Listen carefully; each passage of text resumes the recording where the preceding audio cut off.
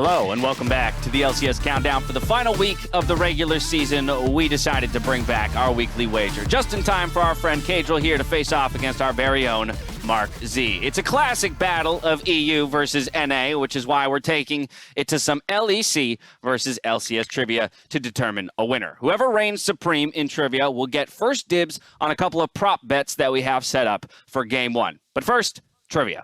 I'll be asking the questions. Alorum is on the abacus to keep track of time and score. You got that abacus, my friend? I got it. There it is. Even labeled for the viewers. Only the most official here at the LCS. All right, and of course, our resident Marks will be taken to task with some brain-bending regional queries. Mark with a C, Mark with a Z. Are you ready? Oh, yeah. Yes. All right, guests go first, of course. So, Cadril, tell me, what player has played the most LCS games all time? Wild Turtle? That is correct. It is Wild Turtle. That's one. Very well done. Okay. This is already starting to... I'm panicking already, James. I'm not even going to get any. Okay, all right. That's 1 point on the board. Mark Z, tell me who has the most titles in LEC history? Player. I'm pretty sure it's Perks. Is that a final answer? Yeah, obviously. Okay, well, you said I'm pretty sure, and then, you know, so you kind of couched it there. You are correct. It is Perks with 8 My God. LEC titles. That is absurd. That is ridiculous. And you wanted us to trade him back. Yeah, okay. He might be on his way to one here in the LCS Don't forget as World well. Finals, many World Semifinals, one MSI. MSI championship. I know. He's got an impressive resume. My God. Okay, next up. We have Cadril. Who has the highest KDA in the LCS this spring? It's probably an 80 carry, right? But tactical got caught out a lot. I want to say tactical. No, it's not tactical. Maybe Sven, or maybe Sven. Is that a final answer? Yeah. That is incorrect. You were correct on the position, but it is in fact Neo of Dignitas sporting that guy a went like 20 and 1 6.5. on Callisto and stuff like this. Oh, he was so good. Absolutely. Who wouldn't know that? Superstar Neo is obviously leading the league. That's my Cadril, boy, come Neo. on. Neo has been popping off so far this spring. All right, so we're still here locked at 1-1. Mark Z, name the only player that has won both an EU and NA title. It's Sven, right? Sven? You got to stop answering with questions. Answer with statements. I like being very uncertain to just throw you for a loop. Yeah, it's Sven. It's Sven. Easy. You are correct. It is Sven. That's not an EU question. Yeah. That's not an EU question. That one's too easy. That one's Where's the Alright, referee? Where's the referee? All right. Well, you know who the referee is. The referee is the person who came up with these questions, which is the LEC writer. So you have to take it up with your own team for submitting these questions, Cadril, as they might be working against you.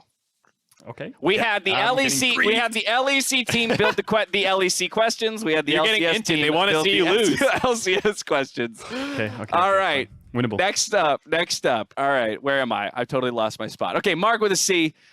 Tell me who has the most solo kills in the LCS this spring. There are 2 that are tied, so you can give me either. Can I get 2 points? Oh, okay, never mind.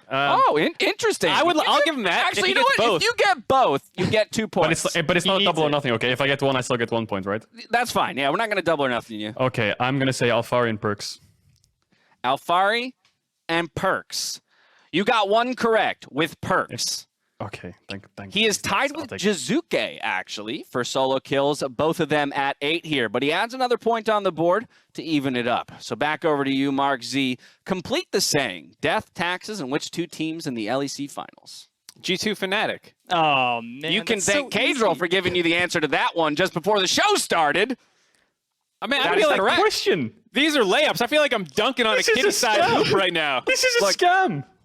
Take it up with Evan, my friend. Take it up with Evan. All right, Evan. Next up. Where's the next question? Here we go. What team has the best Baron percent in the LCS this season? What do you mean by best Baron percentage? Like they use the Baron the best, or they have the highest Baron taking percentage? Highest Baron taking percentage. It's probably a top team. Just C9, just flip it. Yeah, just go C9. You want to phone a friend? I can give you my answer. Yeah. Ring. Hey, Mark C. I would say it's TSM because I'm pretty sure we covered this last week on one of our segments. No, I feel like you're scamming me here a bit. You don't trust me. You're my competitor, man. Are you crazy? I know. This is a tough spot to be in. So are we locking in the Cloud9 or are we flopping over to TSM?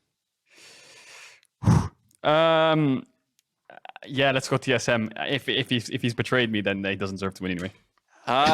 Glory be to Mark Z. It is TSM. Yes, with 77.3% of Barons taken in their games this What kind split. of scumbag would I I'll- be to give you the wrong answer? Okay. Yeah, That's your that would've opponent, been- man. You You're create pitying some him. serious enemies.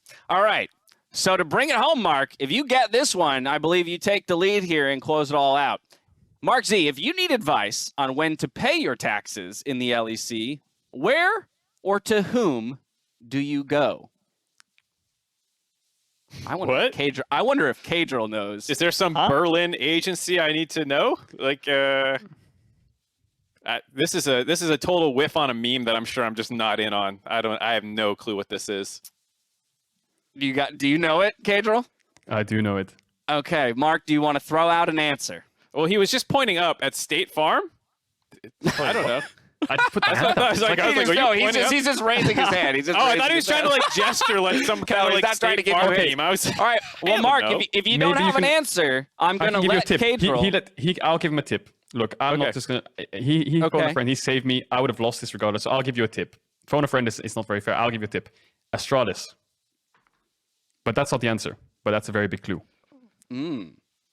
Dude, I don't know. I'm Deficio. lost. It's just like It's in Misfits, man. All right, Cadril, would you like to give us the answer? You'll be awarded the point, Cadril, if you get this correct. It's Zanzara, Marks. The meme. There it is. Zanzara is the answer. Put another Are we point really in that counting that column one? right All right. there. I get the point. Yeah, he really get a point there? Somebody's got to win. So you can win. take I don't those. know. You All take right. those. Somebody's got to win, and to be honest, we didn't plan for a tie. So I'm awarding the point to Mark with a C here. You're welcome. State This was Farm. Oh rigged. my goodness. All right. Congratulations on that trivia victory. With our trivia champion crowned, it is time to get down to the betting bit of our weekly wager. Since Mark with a C won the trivia challenge, he gets first dibs on the first bet, with the other Mark, of course, taking the other side of the bet automatically. I should also mention that whoever gets the most bets correct is spared from having to do an analyst desk with a mouthful of marshmallows after the first game, a la Chubby Bunny. So tell me, victorious Mark, who do you think gets first blood in our first match between C9 and CLG? C9. Pepe laugh. Really? He doesn't know CLG First Blood Kings. He's I mean, they did drop their first blood last week, so the question is the streak really dead, or will they return to first blood dominance? But he's made the call. He's going with Cloud9, which means Mark is taking the side. Mark with a Z is taking the side of CLG. Okay, lesser Mark. Okay. Who is the first team that will reach 5 kills in this game? That's an easy Cloud9. But before I go, I just want to say, look at the marshmallows the production team got me. This is the normal one that you put on the end of like a stick when you're frying marshmallows. What? Look at this thing. What the hell is this? That's How many of American these do you think I size. can It's a fit in brick. my mouth? I am so excited for you to lose this. This is going to be the greatest segment ever. Okay, but you're going with Cloud9 on this one for 5 kills. Oh, but Casual, you got your marshmallows as well, hopefully, just in case. Yep, straight from the store. There they All are. right, that's Some what lovely I like to German hear. marshmallows. Beautiful. All right, well, we've got one more bet to settle here, so we're going back to Cadril. Tell us who you think ultimately takes the match. Does CLG claim victory, or will Cloud9 strike back? I think C9 is going to take it. I would have been concerned if you didn't pick that. So Mark's taking the side of CLG on that one. With the bets placed, the stakes set, let's turn our attention to the match ahead of us. Alorum, I'm going to turn to you, though, to walk us through this top lane matchup, Finn versus Fudge. So Finn versus Fudge, I am going to imagine it's going to be kind of a quiet lane and not many people go to it because Fudge, while he gets ganked a lot, Finn gets almost no attention from Broxa and no attention from the enemy jungler. So if history repeats itself, Broxa will not be going top very often. That being said, Finn is very self-sufficient, and while Fudge gets ganked a lot, he is the second least deaths in the entire league, while being number 2 for the enemy top jungle proximity. So he is constantly being ganked in kind of 2v1, 3v1 situations. But when he's on that Gragas and on that Karma, he's playing really well. He's keeping his deaths low, and he knows his win condition of the team, which is when Blabber plays around the mid and bot lane. And Finn has had really standout performances, so while I don't think we'll see much action coming from the junglers and mids going top, it should be interesting to see if they both pick a weak side lane or if they both pick an aggressive lane. Well, if you're looking at this lane as being a little bit more of an island, perhaps playing out in isolation, Mark, I'm going to turn to you then and ask how you kind of view the rest of the map, particularly from the CLG perspective with Pobelter back in the lineup. I think it's one of those things where you would look at C9 versus CLG and say that C9 are going to have better players in most positions, but I do think CLG has been leveling up over the course of the split. They had a pretty rough start considering all the visa issues that they had, Broxa and Finn taking a while to show up, not having Pobelter in the start. Since they've had Pobelter, they're actually 3-3, so they have been doing a lot better recently, and I think that it is an area where they have been improving in their team play as well. They have been getting early leads all split long. They're just finally doing a little bit better of a job converting them, and so while, you know, obviously C9 are still going to be the favorite here, the fact that CLG does care about these wins, they do matter for their summer record, and they do look like they could become a team that actually is a bit of a threat come summer if they keep improving. I think that this could be an opportunity for CLG to find a surprise win on a lot of people. Yeah, I mean, a 500 win record team, you know, at this point is kind of fighting mid-pack. So perhaps their power level is greater than their overall record would suggest. Flipping over to the Cloud9 side, though, Cadril, we touched on it a bit earlier, but curious how you think Cloud9 might recover from what was a tough week for them last week.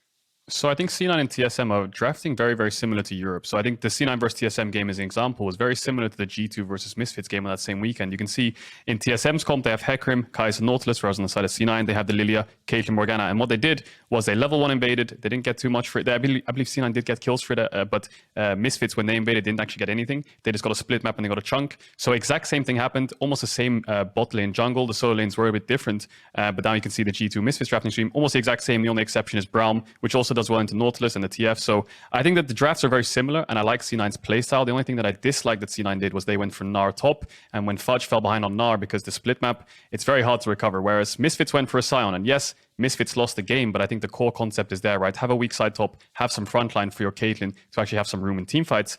And I just think the interesting thing as well is the fact that G2, with a similar draft with the jungle bot lane, they went for the TF. Now I think TF is one of the strongest picks in Europe right now. It has a 96% presence rate in the draft, whereas over in here in NA, I've been told it's only 47%. And I think that TF is such a strong pick to unlock your side lanes, make plays happen, but I think NA likes to go for more scaling. And you saw from just level 1 itself, C9 got a huge lead. They should have snowballed, but the lack of frontline, lack of playmaking that they had, the lack of engage was just missing. And I think that having something like the Sion could have helped them a lot there, maybe taking away the Azir early on in the draft and then just not counter-picking an Azir with Victor. It doesn't really give you too much value. So I think C9 have to tweak their drafts a little bit. I think TSM have to tweak them a little bit as well when you're making playmaking. Yes, it's nice to have Azir for late game insurance, but I think that tweaking the drafts to your win conditions is the optimal play. And I think that's why Europe's just that one step ahead. But I think that these teams are obviously super, super strong. Well, that TF point, while interesting, is almost touching on a can of worms I'm scared to open over here, because I know that we on the desk have been itching to see that pick find its way back into Champions Select a little bit more here in the LCS. Now, before we load onto the Rift, I do want to see your predictions for all 5 games today. Let's get them up on the board and see what that LEC influence has done to the predictions for today. In fact, you are the only difference in our prediction. 100 Thieves hater. Woo! 100 Thieves hater, yeah. Well, I think when I watched 100 Thieves games, I really liked when they had Demonte on the roster. I think that Demonte was such a good playmaker for them, always pulling the TF bans, which we were just talking about, because I think in the lock-in tournament, he was just so strong on the global champs, Galio, TF, these kind of things. And I think that that is a meta. You can play that kind of meta. Yes, people do like scaling, but I think playmaking is good, and you are making plays in lock-in. Why not put Demonte on things like Ryze, Lucian, Galio, these winning lanes that can move to side lane and use your mid-jungle to unlock the side lanes that 100 Thieves have in Someday in their bot lane, which is so strong. I think these two side lanes have such big CS differentials. They're winning their lanes, but the thing is, if you have winning side lanes, but you don't have a winning mid-jungle, it's really hard for your side lanes to push out and snowball, because every time they push, they get ganked by the mid-jungle. So I think 100 Thieves, with Ryoma on the roster, they haven't had as much time to prepare. I'm favoring Immortals in this game, personally, but I think just watching 100 Thieves, I think their playstyle is a bit miss and match right now. They haven't really found their flavor. Yeah, and going back on the Twisted Fate point, pretty much every single team in NA right now plays that 5-man team fight comp. We see it on every single team, and 100 Thieves was one of the few outliers where we'll see Demonte on stuff like Galio and Twisted Fate, and they play really well around the side lanes in the early game. They're usually playing around the level 3, level 4 dives. So now that they're taking Demonte out and putting Ryoma in, we could probably expect some very similar play as to the rest of the teams in NA. We will more than likely see Ryoma on a control mage, and I think they're getting a little nervous because playoffs time is coming around next week, and they need the win. So maybe they're thinking that they can just pick a control mage for Ryoma, scale up, and out teamfight people mechanically. Yeah, and something I saw a lot in most of the NA games, especially towards the lower end of the table, the teams like to group up a lot. Like Alarum said, they like these five-man comps, front to back, very simple, copy-paste, just engage and hit them from the backline. But I think the TF actually unlocks your side lanes a lot more. It makes it easier to just push out sides and then ult towards mid because you have that cheat card in the ultimate. And if you look at teams across the world, even like FPX, these playmaking mid jungles are just so strong with the roaming mids. Nocturne, Rumble, all these things are actually really prevalent in the meta. It's not out of the meta. Yes, it was kind of like a last year thing, but against scaling teams, if you can get an early lead, you can snowball into a winning game. And I think these champions just help you manage side waves better, which I think NA really struggles at right now. Well, the Immortals prediction is an intriguing one simply because they are the first team on the outside of the playoff picture. So picking up a win against Immortals would do wonders in terms of pushing them towards competition for that 6th and final spot of the postseason. It's time, though, now for Cloud9 and CLG to hit the rift, so let's hand it over to the casters to get into Game 1. Thank you very much, gentlemen. I'm Captain Flowers. I'm here with Azael, and we will be bringing you the first 3 games of this weekend. And this weekend is ever so important because, remember, this is the last few days of regular season play before we get to that mid-season showdown to determine who we're going to send over to MSI. And I'm excited to see how everybody's going to wrap up this regular season, Isaac. Me too. I mean, there's a lot still on the line. Getting upper bracket, I think, is absolutely enormous. So making sure that you're locking in top 4 teams, looking for battles in the seeding. Immortals is actually closing the gap with a lot of these teams, and if Cagel's right, they'd be getting even closer here. Only 1 game behind Evil Geniuses right now for that potential 6th place spot. Of course, a lot of games still to play, but this season feels like it's really blown by because it's so condensed. Yeah. We have the same amount of games, but having all of the games played over 6 weeks for me has made such a difference in just like the speed it feels like everything is going by, and teams have had less times to adjust week over week, so they really have to be on point with their predictions because you're playing additional games every week. You've got to make sure that your read on the meta is correct, or you can have a big slide just 1 week to the next.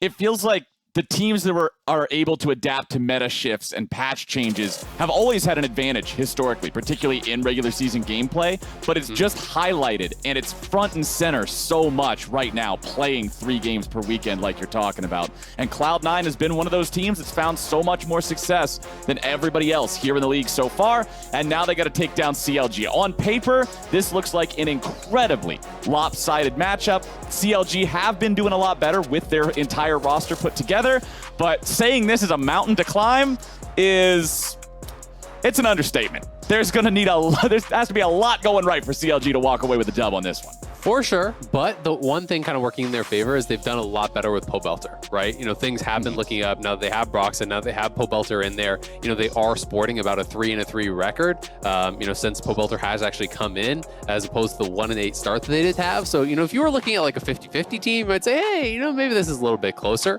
Either way, it's going to be the first pick, Rel, here. Interesting to see that the Kled respect ban thrown over to Finn. He has actually shown that pick once. Was something he was really well known for in the LEC. So it's cool to see that respect ban thrown over his way, and tells me that they're probably playing it a fair bit in scrims. But an interesting first 2 picks here. The Nidalee this early from CLG is pretty surprising. And generally in NA, we're seeing Nidalee kind of taken when it's paired alongside something like the Renekton, perhaps, expecting that they could get that 3rd pick, or maybe, thinking that they'll not really have that contested as much. But Hecarim going through, that is going to be grabbed up here by Blabber. And I just think that this first 3 suits Cloud9's style so incredibly well. CLG really has been a pretty big fan of the Lucian mid. Pobelter has played it a couple times. 1 game didn't go so hot. The other went very well for him.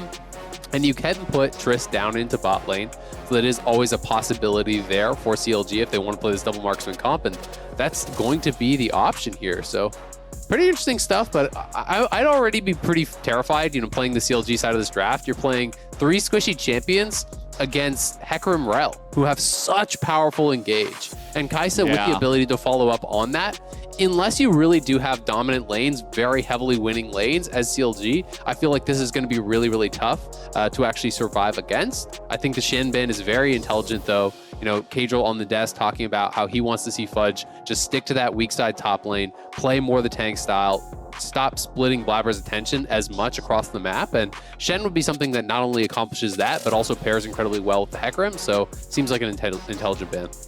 I really don't like the Lucian picked up by CLG this early. I think that Tristana is an S-tier champion, at least from what we've seen in North America so far. Part of that is the flex power on her. So showing immediately that you've got both those marksmen, showing how squishy the comp is like you've already brought up. We'll see how else it shakes out, but just looking at the first half of the draft, not a fan. On the other side, Cadril made the point that support diff is AD diff, mid diff, jungle diff, top diff, game diff, coach diff, league diff, whatever. Rel's the diff. And she is here to make that difference known. This champion's so incredibly powerful. He says the nerfs don't matter. They need to get her again because the champion is so incredibly effective. Locked in next to that Kai'Sa. The dive power is real. Leona, some more potential dive is taken off the board. They don't want a potential tanky target down there for their opponents with that Tristana in the bottom lane. Alistar would be singing the same song, but he ain't singing nothing here today. Shen and Renekton are banned out from CLG, just trying to get a little bit more breathing room up there in the top side, and we'll see what they pick here because we need to see their support and we need to see a solo lane. So there we go. All right, support locked in with Nautilus. Surprising to see the Nidalee team banning out the Renekton, though. That really is kind of the most popular combo, but they're not willing to actually show it, I think. Blind in the 4th pick, so they want to save their 5th pick for last, perhaps concerned that Fudge would then just grab it up as a takeaway.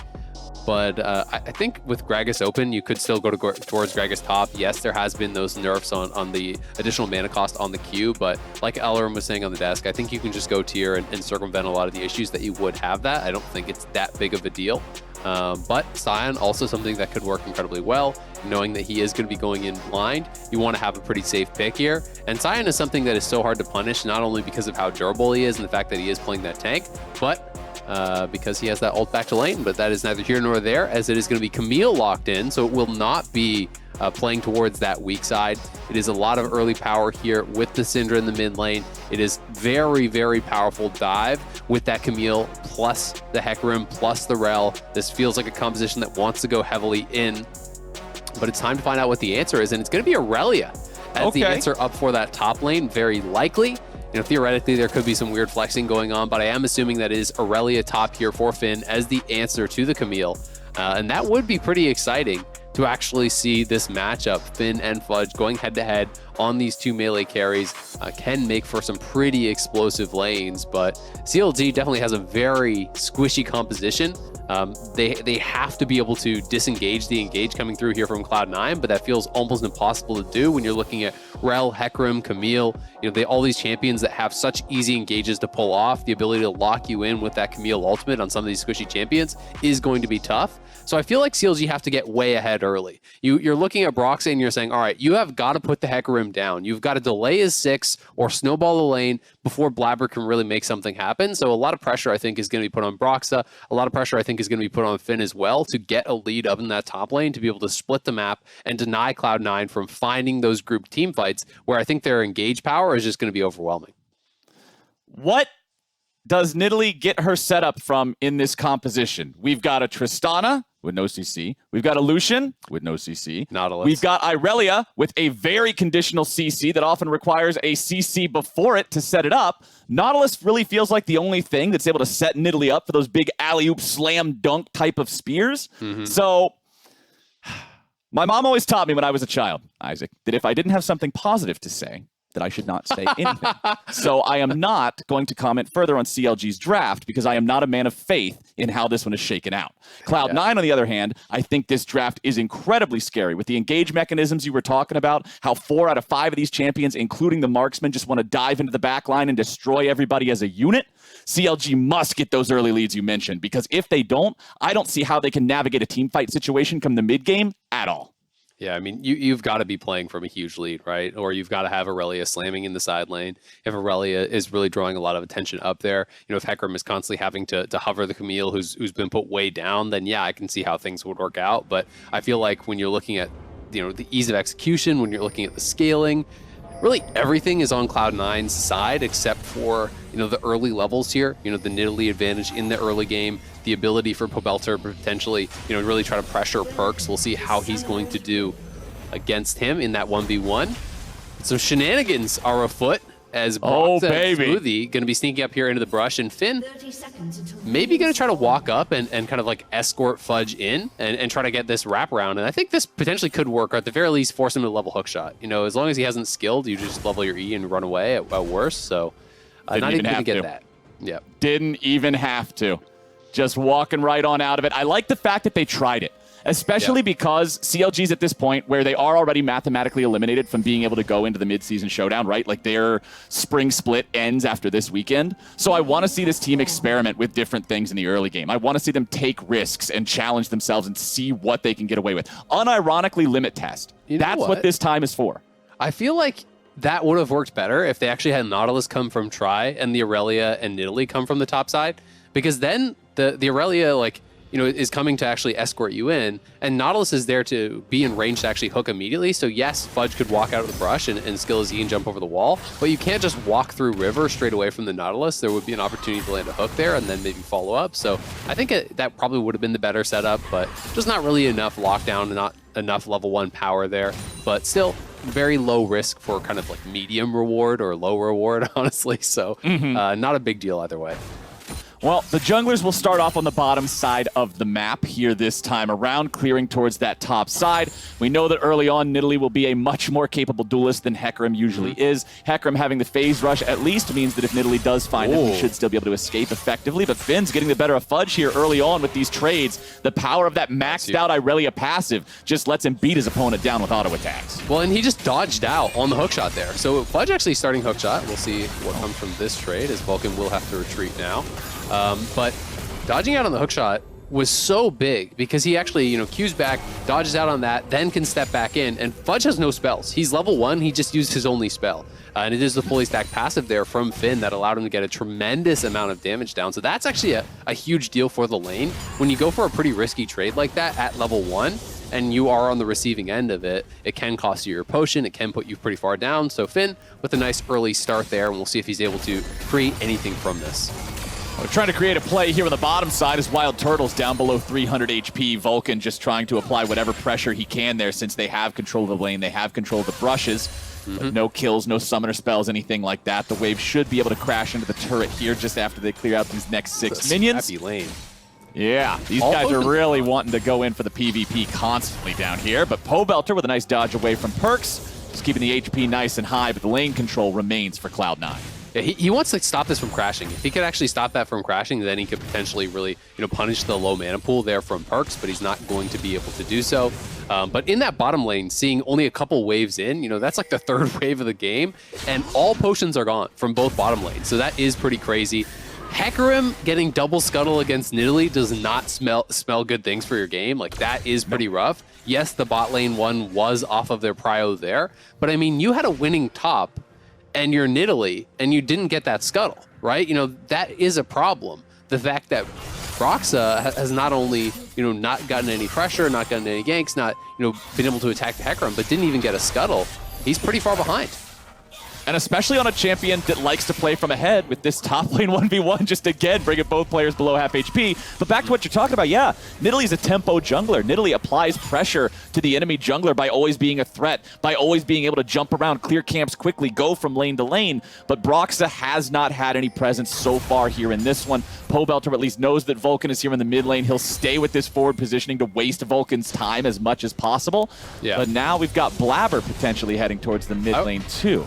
I really want to see, I think he's just going to keep clearing. He's not looking to gank, right? He's actually done the super fast clear here.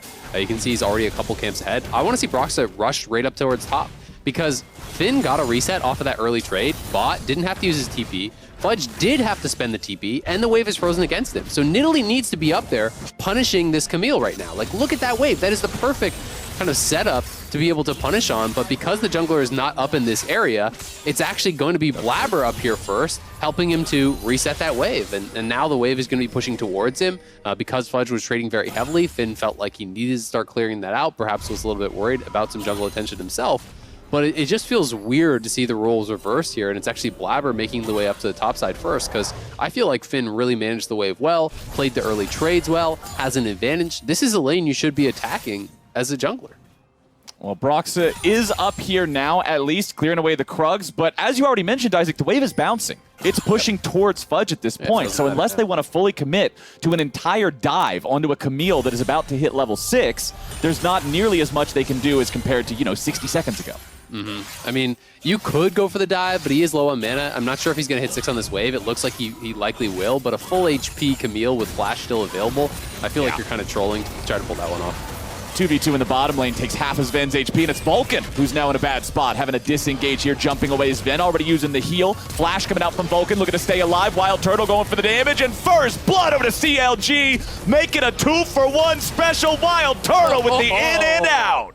That is huge. It's a bot diff for CLG. They get the double kill there. Pobelter maybe picking up an assist, but that was straight up just 2v2, double kill. Both of them going to Wild Turtle. We can see this one more time on the reset. Beautiful hook there from Smoothie, catching Sven with the edge of that. And because Vulcan was forced to use the repel and attract and the dismount in retreat, there's now no threat, right? There is a cooldown on that ability. It takes quite a while before you can actually remount and then flip them back in. So they knew there's no way he could get out. He has incredibly low move speed when he's in that dismounted form, so a great punish there. But already Blabber is 6. This is terrifying. Blabber popping the devastating charge, but he's a little too early, and so Fenn's able to fight him off. He doesn't even have to tank the damage from the devastating charge. Just, what, 1 rampage, 2 rampages? And then Blabber has to run away with half HP, so this will afford CLG the opportunity to grab themselves a free Drake on the other end of the map. Yep, the mildly threatening charge there coming in from Blabber, but let's be honest, Blabber got 6, and he never saw Nidalee 1 time. That's already a dub. If you're looking at the jungle matchup, you're feeling so good about this. Blabber is going towards tank. He's going to be going chem tank. He is phase rush, so it is the tanky Hecarim, all about the move speed here. Broxa does ding level 6 now, so he's not that far down in the experience, but despite the double kill, I am still very concerned for CLG. We'll see if they can continue to snowball around that bottom side. Perhaps if they can use the bot lane advantage to continue to grab dragons here pretty quickly throughout the game, that could spell good things for them, but I want to see CLG trying to make more out of this top lane, because Finn has done fantastic in the 1v1, and I do think that they really want to be trying to pressure that and create this huge advantage up there, because that is a way to peel Cloud9 apart, to not have them grouped up as this death ball, because that's really, I think, how they're going to be most successful. If you have a split push threat, if you have a heavy side lane advantage in Finn, it can deny that win condition potentially from Cloud9. So I guess the question I want to ask now is, what does the lead for CLG need to look like for this composition to stand a chance? Because you said during draft, CLG's got to get ahead. They need to be playing from a position of power. They got the 2v2 double kill in the bottom lane. Broxa found the Drake after Blabber's Keck W of a gank in the top side. So now we have to pose the question, what more needs to be done for CLG to have a good chance once that clock hits 20 minutes? If you're talking 20 minutes, I honestly feel like you have to be 3,000-4,000 gold ahead, probably at least. I think it has to be a pretty enormous advantage, because I feel like C9 have a huge draft gap. Ooh, Broxa getting away there with the flash, as Cloud9 had the advantage in the brush there. Having Blabber there first meant that they could turn as CLG wanted to come up and make the play. But now Fudge being ulted by Finn, stuck there inside the ulti, gets hit by the stun, but honestly, Finn only getting, what is that, 200, 300 damage out of his ulti and the combo thereafter? Pretty good for Fudge. It was, and Finn seemed kind of hesitant to commit to it, so I'm a little bit confused why he went for it in the first place. He didn't even use his second Q reset, right? Because he actually hit the stun, so we get 1 free Q with that, and he hit the ulti, but he didn't even use that. So, was concerned potentially that Hecarim was going to be behind Fudge, but if that's the case, why use the ultimate in the first place? Because now the threat of the all-in is much lower. Still though, unfair to criticize Finn much there, because he has been doing a great job, has by himself created a pretty significant advantage. It's actually been Blabber up towards top lane more. Of course, it has been mostly just that pure 1v1, but Finn has created a really strong advantage for himself.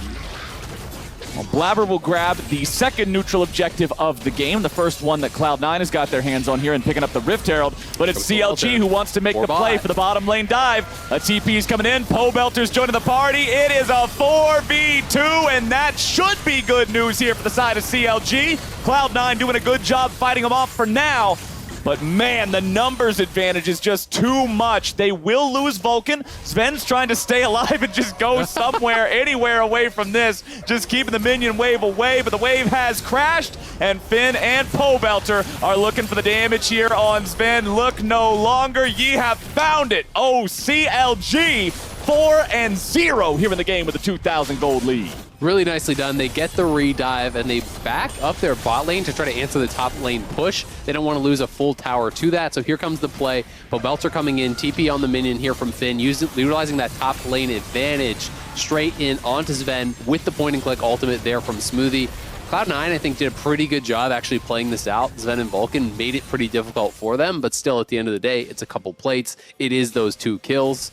Of course, Cloud9 is pushing back on that top side. I believe they took at least 2 plates up there before CLG's bot lane was able to get up to answer. And oh, they actually got the full tower. Did they have the Herald as well? Maybe yeah, they had Herald, because so that's what Blabber took the Herald right as the play was happening in the bottom side. So they got the first 3 plates. They summoned Shelly to kill the last 2. And Cloud9 actually closes this game down to below a 1,000 gold gap because of the good use of Herald there in the top lane. It's really concerning, man. The fact that you're up 4-0 and you're really not that far ahead in the gold. I mean, it's an 800 gold lead right now, and I just think with the composition, it's not close to enough right now. They need to continue pushing the lead. They need to continue extending the advantage, and I want to see them play for this next dragon.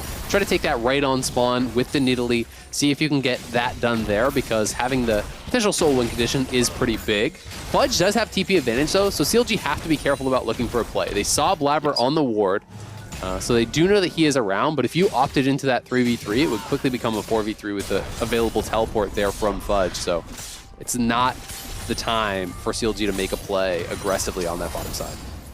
Fudge is down pretty significantly in terms of farm. Perks and Pobelter trading back and forth with one another here. Pobelter saying, all right, bro, good trade. Nice back and forth as they're both at about 1/2 HP. Finn will continue shoving out these waves as Fudge wants to go in here from an aggressive hook shot. Just keep him around a little bit longer. Remember that Finn has no turret to hide beneath, and Blabber was making his way up there towards the top lane, but Finn recognizes something is up. He gets back, and now for the second time this game with the enemy jungler in the top half of the map, Broxa will take a free Drake. 2-0 Dragon lead for the side of CLG, and with them grabbing their first turret of the game there in the bottom lane on that tier 1, the gold goes back up to about 1,500. That nicely done. Being able to cash in on that is pretty big for them, especially because they're getting the gold in the right place, right? You know, the biggest advantage right now is going to be on Wild Turtle. He has a tremendous amount of gold, already has the tier 2 boots, the Kraken Slayer, and going to be working towards his second item with the Crit Cloak. Finn with the Blade of Rune King completed. Fudge can't fight him. There's really not many champions that can fight Aurelia when she does get, you know, that item advantage with the Blade of the Rune King completed early. She's just so strong as far as those duels do go. So CLG has some power points right now. You know, their item completions are coming through faster, but as long as Cloud9 do not allow CLG to find these 1v1s, find these fights that they're really looking for right now, I think that Cloud9 is not behind enough for them to be too concerned. Here's an interesting tale that we can tell from the stats on the left side of your screen right now. Sven with the escape down here in the bottom lane from Finn, but never mind, a teleport's showing up. We don't have time to talk about what's going on in the stats here just yet. Finn might just get dove on. Nice use of the Camille ulti, able to lock him down, and there he goes. Cloud9 is on the board. Yeah, they get that 4-man bot. They take down Finn, despite the fact that he actually had some time to react. He flashed away. He just can't create the space enough to escape from that Camille. Perks now potentially going to get dove here. Perks running away with the Nautilus ulti coming down. Turtle looking to go further forward. Broxa gets the spear, but he cannot chase beneath the tier 2. Blabber's coming in for the backup. Devastating charge into 3. What in the world are you doing, Blabber? That was not the play. That was awful from Blabber. That was... I thought he was... I thought he was like kind of, you know, just pretending, basically, that he was going to go I thought forward. it was a juke. Yeah. That he was going to E towards them and then just turn around and clear out the wave, but he actually committed to that and just into the way. A death pretty terribly. On the bottom side, though, Cloud9 did make the good initial play, but that mid lane death turn around. Like, what are you doing? Look at the map. There's not even anyone remotely close to him. That was straight up bizarre. Yeah, really overestimating, you know, how strong he was, or perhaps not understanding how far away his teammates were or something. But that was really a pointless death. Not a good look there for Blabber, but Cloud9 will still keep the game relatively close. Next Drake is spawning in 2.5 minutes. Remember that CLG did get the first 2 uncontested, but Cloud9 will likely start to contest that here very soon.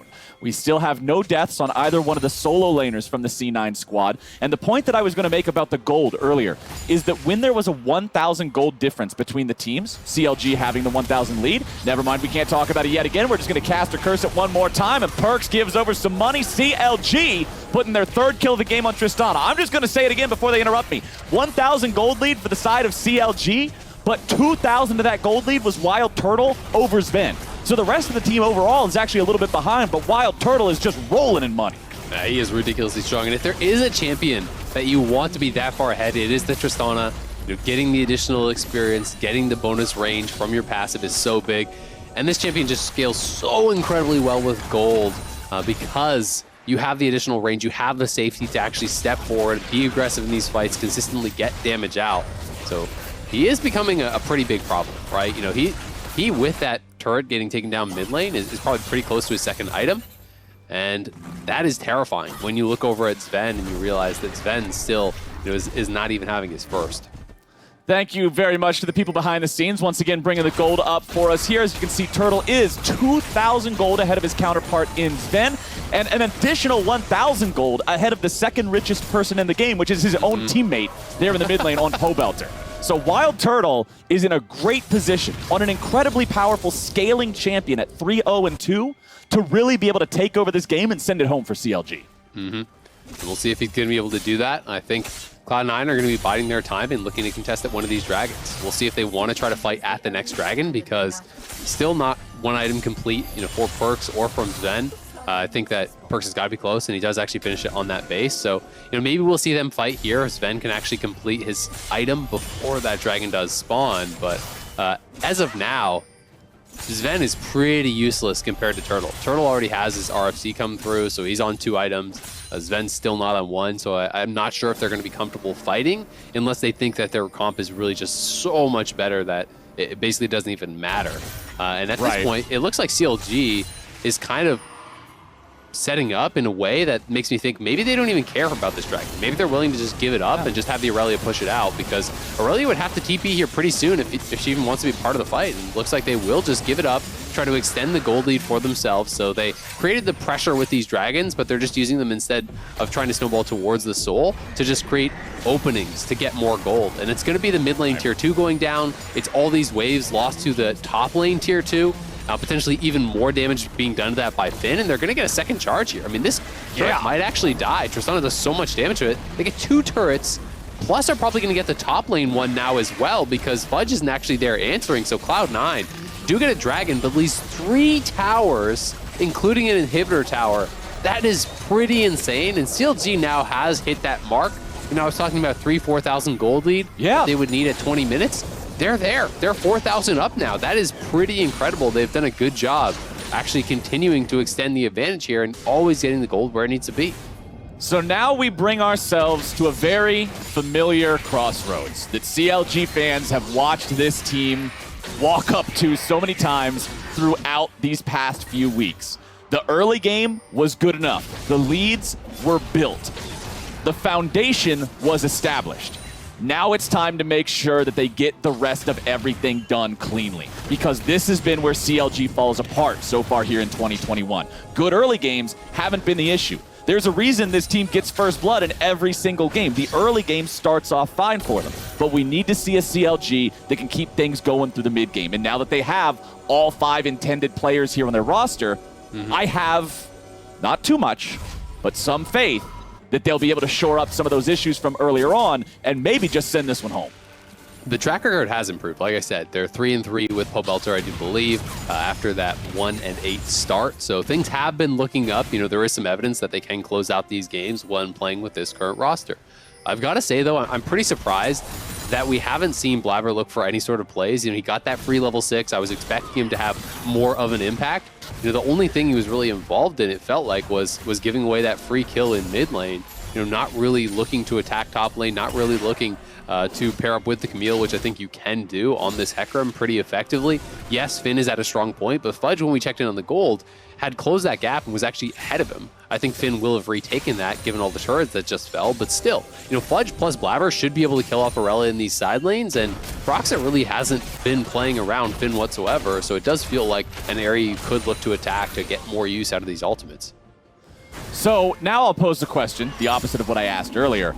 What does Cloud9 have to do to stop this? Because they're not, you said that you're a little bit disappointed that Blabber hasn't been looking for more opportunities for playmaking. We discussed how much dive is just in this composition for Cloud9. Do they need to just death ball a lane? Do they need to force Baron? Because CLG is not making any mistakes that they can punish so far.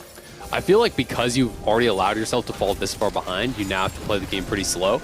You are very far down in the gold, so I don't think that they guaranteed just win a straight up 5v5 anymore. I think at this point, you're trying to delay the game, you're trying to keep that gold even or slowly chip away at it, and potentially look for side lane plays, right? You need vision to be able to do that, because if you walk into a 2v2, you may lose, but I still think that Blabber can look to attack these side lanes, get the Camille out to the side lane. Fudge is closing in on his second item, and at that point, he's going to be one of the strongest people on the map. As far as that side lane does go, you have the point and click Camille ultimate, lock them down, follow up with that potential Hecarim play, and try to look for some punishes, but it's going to be Finn down here in this bot lane. Wow, Sven already going in here. Perks having to flash away. Finn looking for the outplay here with a 1v3. Nearly finds it, but nearly don't count. Shut down there for Sven, getting some very important money in his pockets. Yep, and it wasn't Blabber that did it, but it was attacking that side lane. Finn has been playing very aggressively, trying to extend his advantage. He's on 2 items there, had the Stride Breaker complete, so felt like he could push that far up, felt like he could look for some sort of a play. Does get caught. He does force out a couple summoners, but spends his flash and his ultimate, and the shutdown went to Sven, which is some much needed gold here for Cloud9. Of course, at the same time, we do have Pobelter pushing out that top lane, so at the very least, they are still collecting gold, they are still collecting experience, and we're going to see this Tristana hit IE at a pretty ridiculous timing here. Well above 10 CS per minute. They're actually just going to start Baron. There is a ward spotting this, though, but they're TPing in on Baron. This could go really bad for CLG. The fact that they didn't even sweep this out, why would you blue trinket and show them that you know? Okay. That seems so weird.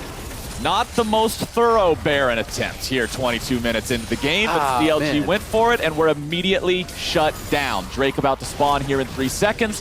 Vulcan being careful not to walk too close to the old Nautilus. Spear flies over the wall but won't find a target. CLG have over 3,000 gold in advantage compared to their opponents. They have 1 extra Drake as well. This fight should favor them, but we know that Cloud9 has a very synergistic dive composition, and they need to find Wild Turtle with that dive. If Turtle can stay safe, get some resets, he can do so much work here. Vulcan is the target at the very start. Onslaught of Shadows coming into the back. Vulcan dead before anything else even happens. Perks gets a kill into Broxah, but that's not Wild Turtle. Cloud9 has lost the fight 2 for 1. CLG with control over the Drake pit, going after their 3rd Cloud Drake of the game. They will take the fight, and that's their prize.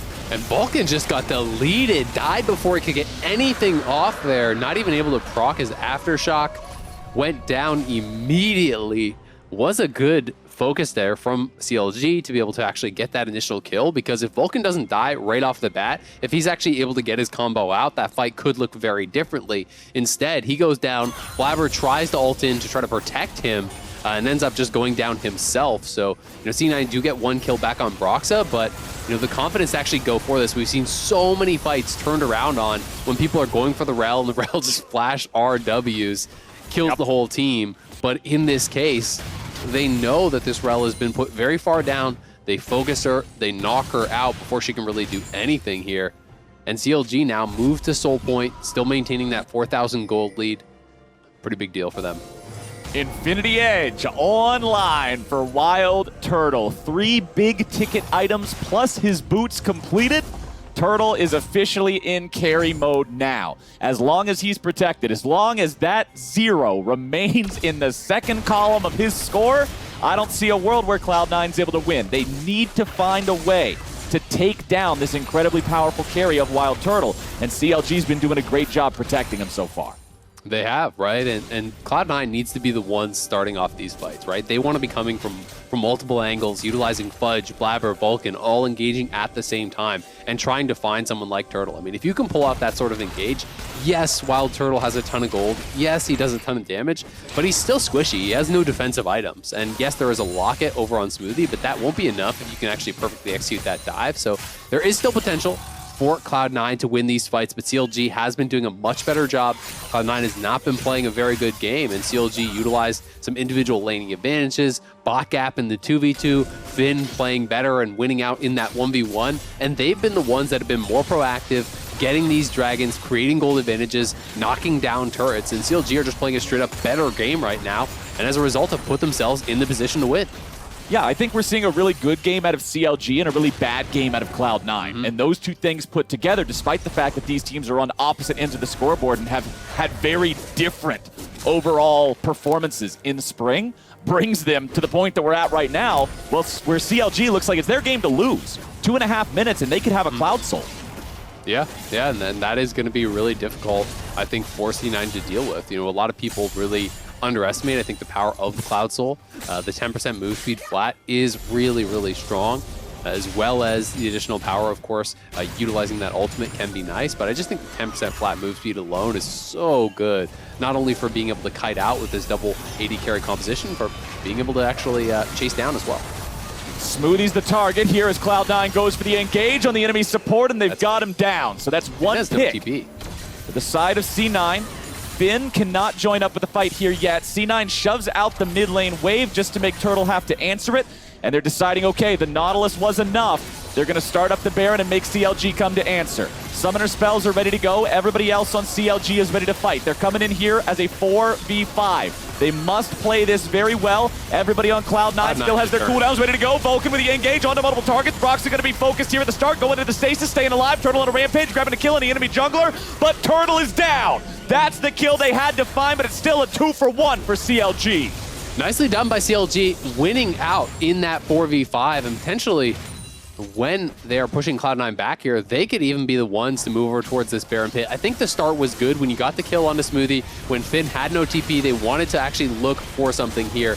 The engage, though, not super coordinated. It looked like Blabber actually fully whiffed on his ultimate, wasn't able to connect on anyone. Fudge did get on top of Wild Turtle there with that Camille ult, though. Sven followed up, and he's the one who got that shutdown, so getting 900 gold, I believe it was, in his pockets off of that is going to go a long way here for Sven to trying to catch him up as far as the itemization, and does have that Hurricane complete now, so he is on cheaper items right now, but he's catching up, right? You know, Kaisa is going to be very relevant in these fights, and we'll see what Cloud9 can get done from here. He's 3 big items now. He's very, very powerful. And one thing I also want to point out, 6 out of 10 players in this game have their flash cooldown synced up because of that team fight. Fudge, Sven, and everybody on CLG not named Smoothie all used a flash within a couple seconds of each other there in that fight. So if we get another team fight here before the next 3.5 minutes, those escape or engage or however they want to use that summoner spell mechanisms will not be available, and we could see a much different type of a fight depending on who gets caught out and who doesn't have that escape route any longer. CLG has control over the bottom side river. Fudge walking down here into bottom lane to shove out the wave. Just make sure they have that side lane prio. Spears being dodged away from. Perks making sure that he's got all of those spears ready to go just in case he needs to drop an ulti and blow somebody up. Broxa used his stopwatch in the last team fight, but he upgraded it to Zhonya's Hourglass after returning to the base. So he has that ready to go once again, given the space. Blabber's on the front lines. The Drake's down to about 1,000. It's going to be taken by CLG. Broxa gets him a soul. Vulcan's in the middle, but he's about to die. Smoothie grabs the first kill of the fight on the enemy support. Finn takes out Wild Turtle and gets himself away, but Pullbuilder cleans him up. CLG still looking to out-team fight their opponents here. Finn is dashing and slashing, and Cloud9's dreams are crashing. It's a CLG 4-for-2. That is huge, and they're going to get the Baron off of this as well. Broxa barely survives against Perks, and as a result, it is a super easy Baron. Perks, no flash, no ult, no TP, no chance to be able to contest this. The smite landed, the Baron take after it, the fight is won. CLG have everything they need to to close this game now. That is so big for them. Huge for CLG. So close to taking down C9. Beautiful take on the Drake, and then the team fight just went down like this. Yep, exactly. We see Fudge diving to the backline. He has to get back there. Sven was able to follow up and they kill off Turtle again, but Pobelter is there dealing damage. Finn is there dealing damage. It's not just Turtle who is strong at this point. So despite the fact that they eliminate the biggest threat, they are taking damage from the soul laners here from CLG. In the meantime, they get focused down themselves, and Turtle finally got a stopwatch. You know, I think he should have honestly gone into that soul fight with a stopwatch instead of the BF sword, given that they're just so heavily focusing him. But now that he does have one, you can't just all in everything onto the Tristan and expect to win. You know, if you see Camille just flashing on you to ult, you just stopwatch that, and that is so nullified now. You can't actually just sit around and wait for the full duration of a stopwatch and hope you can kill the Tristan off after, while this Fed Lucian is killing you, this Fed Aurelia is killing you. And CLG have everything they need to close out this game now. It's going to take a miracle from C9, but they have not been able to find the engages. They've not been coordinated on them. The carries are playing far enough back from CLG that normally when we're seeing Vulcan go in, he's catching maybe Broxa and Smoothie, and that's it. Let's talk about that Lucian, man. 4,600 damage in the last fight. Huge. We've been talking about Tristana like the whole show is about her as the main character. Lucian just showed up as the 11th hour superpower, destroys the entire team fight, ends up getting his team bare, and awesome stuff from Pobelter. I feel like every time this guy's not on a team, he comes back onto a team and we end up saying, why the hell was Pobe not on a team? Yeah. And I mean, it's been CLG a couple times now. All right, here they go. Well, Pobelter now getting himself caught out a little bit with Cloud9 coming in. Beautifully timed CC, and the notorious POV gets himself away with a calling coming down. Perks is slain. Pobelter's kiting it out. Blabber manages to pick up the kill here at the very last moment, but it will not matter. C9 loses 3, almost 4. CLG marching down the mid lane. Nobody left to stop him except a Kaisa and a nearly dead horse. The faithful have been rewarded, and in week number 6, when they're already eliminated from playoffs, it will not even matter. It's CLG outplaying Cloud9, taking them down. They'll get their last kill here on his Sven. The Nexus will fall, and CLG upsets Cloud9. What a huge win for CLG. So impressive from them here today. The bot lane, the top lane in the early game coming up huge. The 2v2 kill setting the tone for the game. Finn right off the bat, lane dominance there over Fudge. And Pobelter in the team fights coming up so big for the squad. You know, even Broxa hitting that smite on the contested soul was really, really important for them. And this was a CLG that really looked like they had it together here today. I didn't like the draft, but draft is one small component of the game. Comes down more than often to execution. And on this day, CLG played straight up so much better than Cloud9. Like, I think they went into this with a huge draft diff in favor of Cloud9, and CLG stomped them anyway. I think this was the worst game we've seen from Blabber all spring. I'm struggling to remember one that was worse. And I'm not saying this to flame or to try to point fun at Blabber. I'm just saying this objectively. I don't feel like he had a lot of impact this game. His team fight ultimates didn't seem like they got a lot of great value out of them. Back in that Cloud Soul fight, when we look at Blabber's ultimate on the Hecarim, he fears Finn for 2 seconds. He hits no one else but Finn. Finn is feared for 2 seconds, takes no damage during the fear, immediately turns around, double kills both carries. And I just feel like Blabber is so imperative to Cloud9's success. They need him to pop off. He's such an important part of the Cloud9 machine that when he has a game like this, it's wide open for the other team to step up, make plays, and do what CLG just did. It's time for us to step away for a moment, though. When we return, we've got Wild Turtle and the Verizon post-game interview. Don't go anywhere. Hey, I didn't order any pizza. Jake from State Farm. After you saved me so much dough on insurance with that Parker promo, I devised a promo for you. Here's the deal, Parker. State Farm offers everyone surprisingly great rates. Yeah, right. Pepperoni pockets, an atomic brownie, cuckoo crusty. There's no promo, it's just great rates. And a cider ranch. You're the man, man. When you want the real deal, like a good neighbor, State Farm is there.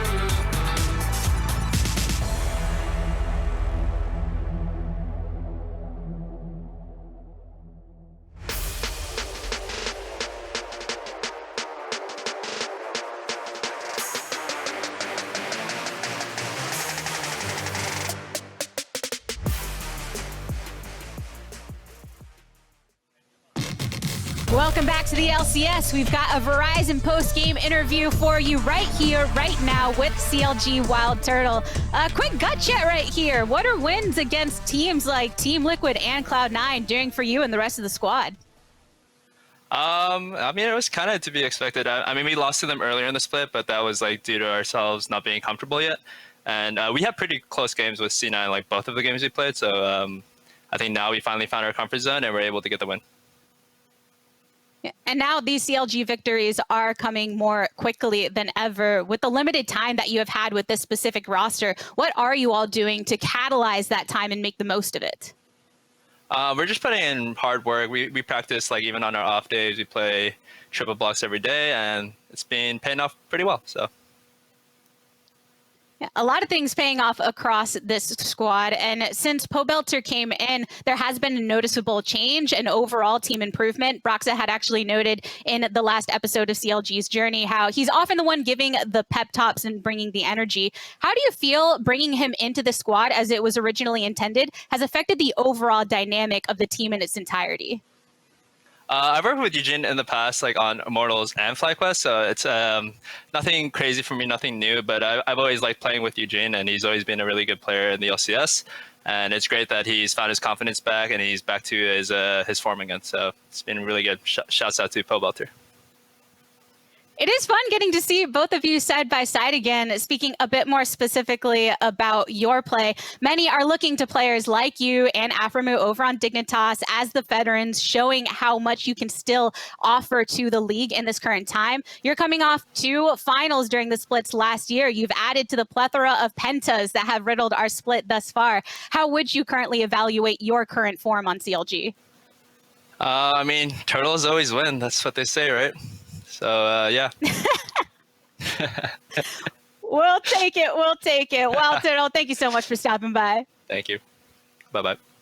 We're going to go ahead and continue to break down that game between Cloud9 and CLG. So let's head on over to the State Farm Analyst Desk. Thank you very much, Latigris. CLG, Turtle says, is finding their form in their comfort zone. Well, we're going to put Cadril outside his comfort zone now, as unfortunately he did not believe in the CLG first blood streak. The magic was just not there for you, my friend. How you feeling? How you reacting to that? It's an absolute horror, isn't it? What'd you do to our league? You come over here and everything goes haywire. Yeah, Kobe goes over there, I come over here. The worlds have changed. It's upset central. It's opposite day. How many of these do you think you can fit in your mouth? Like, what's the over/under that we're betting on for marshmallows in the chubby? Yeah, butter? you set the line. We'll all take our pick. 20? 20? Wow. Are you crazy? Yeah, you really got to jam them in there, dude. How many do you think? What, 10, 15, 10? I'm going 10. Maybe 10 like sure. 10, yeah. 10 is a 10? good number. I like go 10. over. 20? He can do more I'm than going that. over. Yeah, he can do more than 10. Okay, is it like Tetris in my mouth or something? Am I going first? Yeah. Oh, yeah. Is there a skill to this? You know, however you go. So we're going to let Cadril get off to the races here, and I'm going to divert my attention over to Alorum for a brief moment. Please don't. Alorum, let's talk champion select here. We put a spotlight on the top lane matchup, in part thinking maybe Fudge would go back to the weak side play. Not what we got, though. Camille, Aurelia. Right, so it went how I thought it would, that it was kind of just a 1v1 for the most part. We did see after Finn was getting ahead, I'm sorry, I'm looking at Cadril but after Finn was getting ahead, Blabber came around and kind of... Well, we're getting no analysis out of him now. Okay. But anyway, the early matchup went pretty well. And also, you have to think about that Camille started Doran's Blade and the Aurelia started Corrupting Potion. And if you get... What are you saying, man? Come on, speak up. Yeah, use your lips, sir. I agree, actually. Yeah, you know, that's a good point, Cadril. Well said. Well said. Hold on, but I do want to cover that the Doran's Blade versus Corrupting Potion start on the Camille versus Aurelia is pretty big, because if Aurelia gets a very good early trade on the Camille and she's got Doran's Blade, that's 1 potion down compared to Finn's 1 Corrupting Potion down, which happened, and immediately after that, the wave was frozen in Aurelia's direction. Camille has to burn the TP, and now the TP advantage for the Aurelia for the bot lane, boom, 2 more kills after there was already a 2v2 kill for Wild Turtle and Smoothie. Cadril, what do you think? Yeah, he agrees or doesn't. Yes, fully agrees. Great analysis. You know, one thing we didn't really think about was how much this would hinder his ability to apply his perspective to this whole situation. But Cadro, I do know that you wanted to talk about the early portions of the game and the way that CLG was ultimately able to wrestle control here from a macro point of view.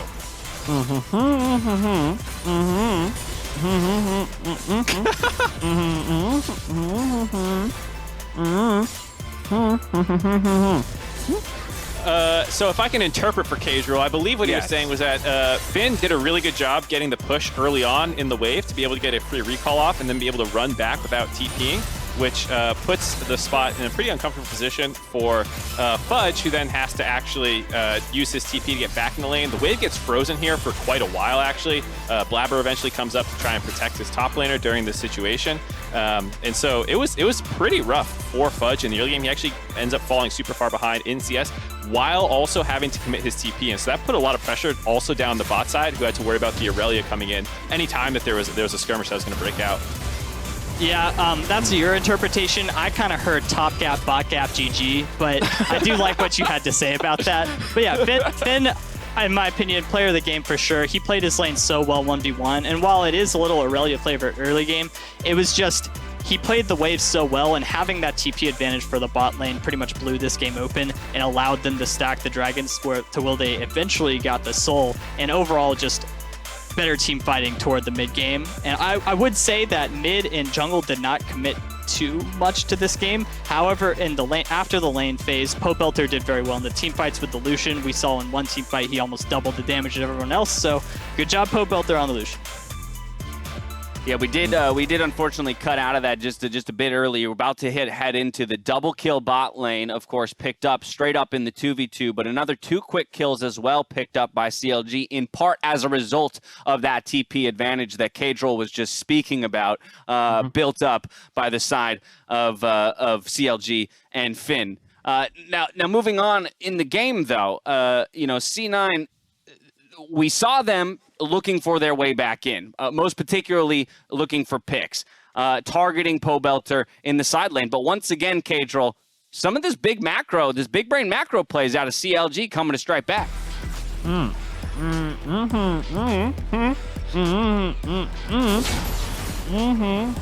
Oh, God. I totally agree. Like, excellent. All right, Mark, Yes. can I get the translation?